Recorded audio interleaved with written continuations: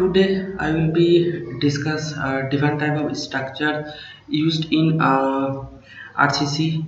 There is four type of structure. Number one is the load bearing structure. Number two is the frame structure. Number three is the frame structure with serval, and four is box construction. This mainly four type of structure is used in RCC. So now we will give the details explanation of this structure. Okay,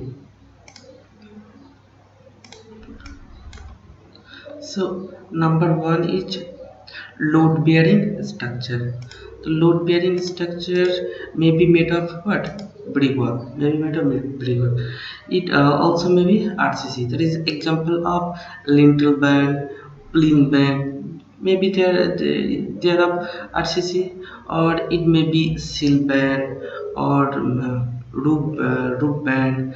Okay, so if you give the details of this band, there are mainly five types of band. One is a plinth band that is used below the floor level, below the ground floor level.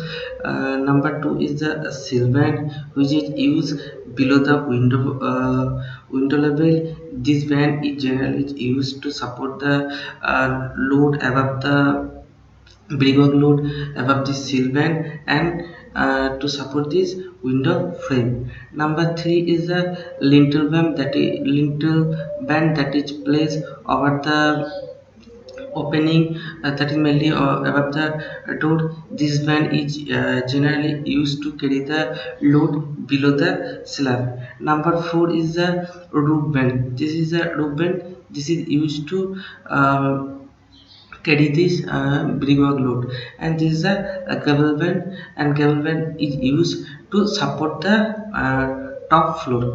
Okay,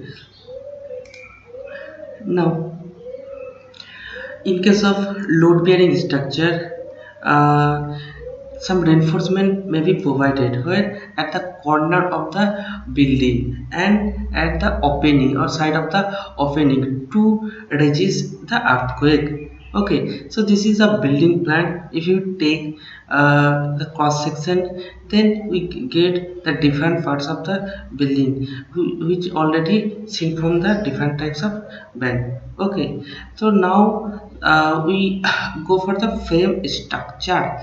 Already all of you know that the frame structure made of RCC slab, RCC beam, RCC column, and RCC foundation. There is mostly four part, that is slab, beam, column, and foundation, and all are of this made of RCC. Okay, in frame structure the load will be transformed from the slab to beam to column, and column to foundation, and this load finally goes to the what?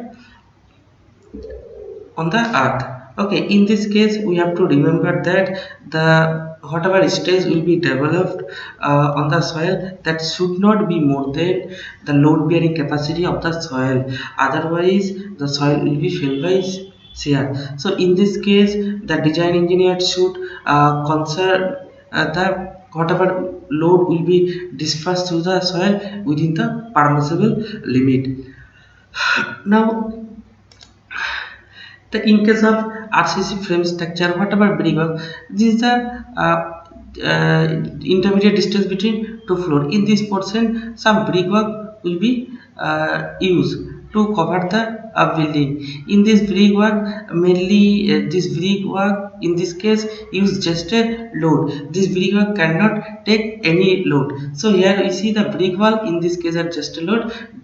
Number four is the this is a column, and this is the what? Beam. There is a junction between beam and column. This is called joint. This is called joint. In this frame structure, the joint are used as a rigid joint. So there are two type of structure. One is a frame structure, another is a truss structure. There is a two different types of joint are used.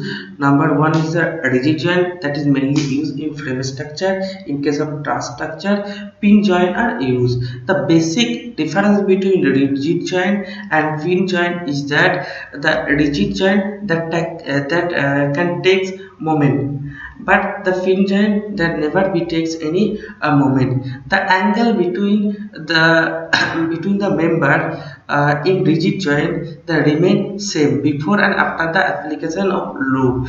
But whereas in pin joint, what happens, there is a relative movement between the member will be occurs.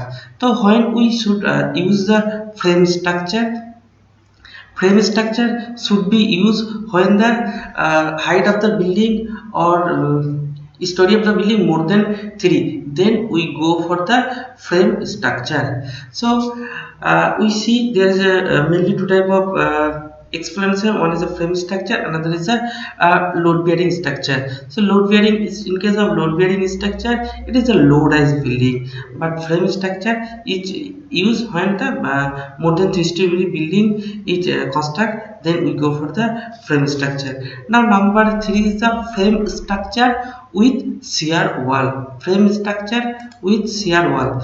If any walls are made of RCC throughout the foundation to top of the building is known as shear wall. Here the red mark wall that is constructed from foundation to the top of the building, this wall is known as what? Shear wall. This is why we should provide the shear wall. To it provides to increase lateral stability of the building against earthquake. When earthquake coming onto the earth, then if any building such shear walls are present, then it will provide some lateral stability to that structure. Now the fourth and final structure is box construction. This name suggests that some boxing is happening in this structure. Let's see the definition of the box construction. Outer periphery wall can be made completely of RCC wall, making the structure box type. Means if any construction, the outer periphery wall of that building is completely made up with RCC, then the structure is known as box structure. There is specified location, that is opening portion, that should not be any RCC structure. Okay, when you go for the box construction, if the more than 3-story building, then we go for the box construction. So for high rise building we generally go for the box construction. Okay, so today's class is up to this. Thank you.